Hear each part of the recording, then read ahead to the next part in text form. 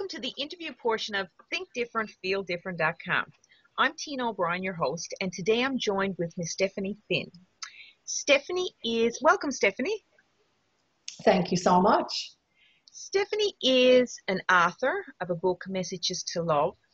Stefanie has a very unique ability to connect, empower, and inspire others through her one-on-ones and through her group sessions. Stefanie has worked with many organizations, including Eastern Health, Stella Berry, St.John's Women's Centre, and NAPE Conference, just to name a few. Stefanie's title, I like to refer to her as a spiritual trainer. Stefanie, thank you very much for giving me this opportunity today. And it is my pleasure. Stefanie, first of all, I'd like to talk about your book, Messages to Love, and where exactly the term Messages to Love came from. Yes, well, Messages to Love is the name of my brand, as you know. Mm-hmm. And the term Messages to Love came to me as I was inspired with that term, Messages to Love. And as you know, about 11 years ago, I began to be gifted with some very beautiful messages, which sometimes I describe them as snippets from the universe. And some of these messages, they are all one sentence in length. I like to say they come. They're not really from the world, but they come to light up the world with a new understanding and a new way of looking at things. Some of the messages come from, you could say my higher self, ascended masters, angels, and from a myriad of wisdom that we all have available to us from the universe of love and light. So that's the way I like to explain Messages to Love. They come to me first and foremost to shift my attitude. And it has become apparent throughout the years that they're also to be used by me to perhaps interpret to others and bring forth the meaning of the messages, bring them out and flesh them out to other people. And so that's become apparent that that's part of my purpose, if you will, to do that. Beautiful. Stefanie, how does your work actually make people think different so that they feel different? Yes, so that's what it's all about, isn't it? Thinking different and feeling different. Yeah. The work that I do helps people see their lives in a different light, to help see their circumstance in a different light. Mm-hmm. Sometimes if you're going through an issue, sometimes if you're you've hit a brick wall in your life and you're not sure where to turn, and all of a sudden life has brought you to your knees, that's the time that you're open to something new, or many people are open to something new when they're in a position where they don't really know what to do, they're overwhelmed.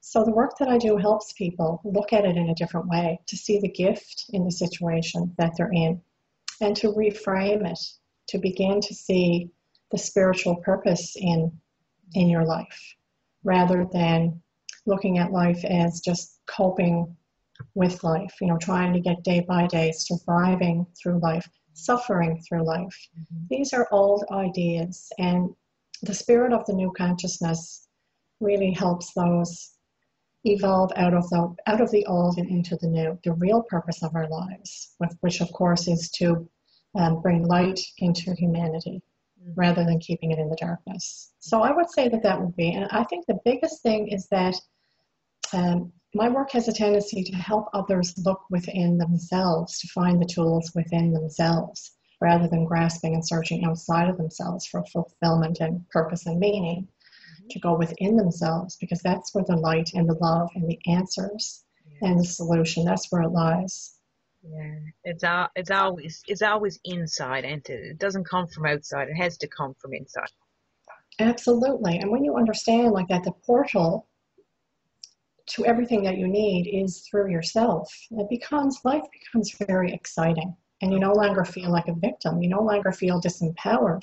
Mm-hmm. You begin to have the tools to go within and to access everything. Most importantly, through my own experience, what you access, I like to call it bliss. Yeah. And that literally, it lights up your life. Mm-hmm. Beautiful.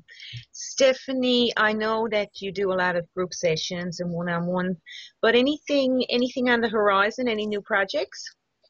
Yes, right now I'm working on a project. It's a little coming a little slower than I had anticipated, but you got to go with the flow sometimes.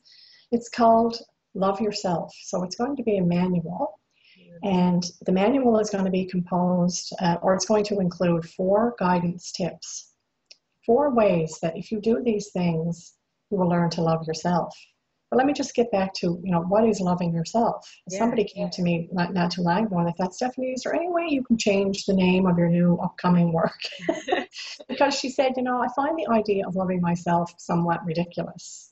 She said, like, she had done various therapies, and she said, I just find it, like it's like silly, frivolous, and ridiculous.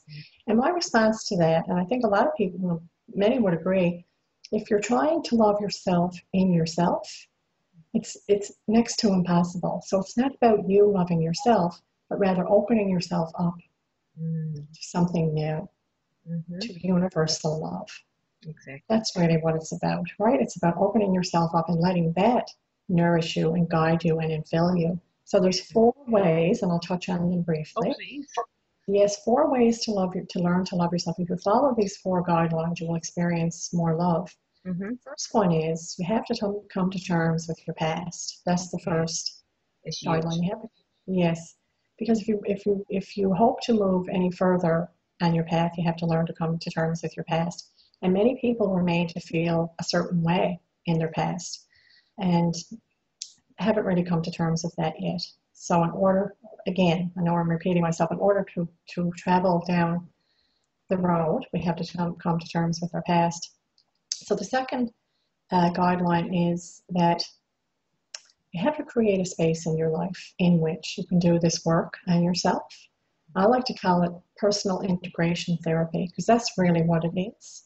To be willing to sit with yourself and be honest about how you feel, and to take any blockages or feelings of frustration, or sometimes get in the position that you're just frustrated with life. So to take that raw emotion and just give it up into the light of your own consciousness. That is a huge thing that many people find that they spend their lives distracting themselves from doing that rather than engaging in that process. So you have to create space in your life. And then the third one is take strength in your own beliefs, which means, of course, that through our life experiences, we learn things, don't we? And those things are very valuable, and they're very unique to us. And so take strength in those things. They become our rock. What we've learned through our experience becomes our rock that we go back to. And then the fourth thing, of course, is to do some kind of training that's going to help you on your path. Something that's going to hone your innate skills, to challenge you, to challenge your fears, to develop more confidence as you move forward. And that training, of course, can be take a yoga, lesson, go to India for 3 months and meditate, to learn to golf, learn something new, take some kind of a course, something that's going to sharpen you up a little bit. Yes, so that's the 4 guidelines. Oh, powerful. Stephanie, the term spiritual trainer, I love it. Where did that concept come from?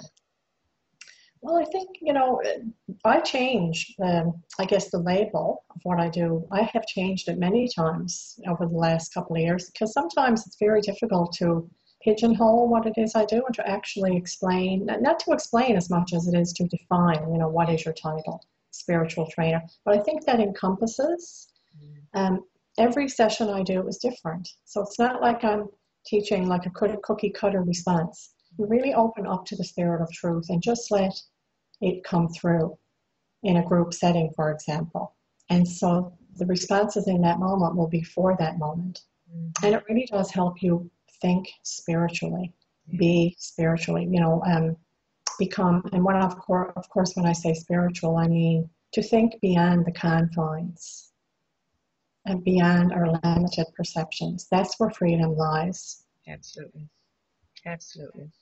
Stephanie, if you could put one sentence on a billboard for millions to see, what would that one sentence be?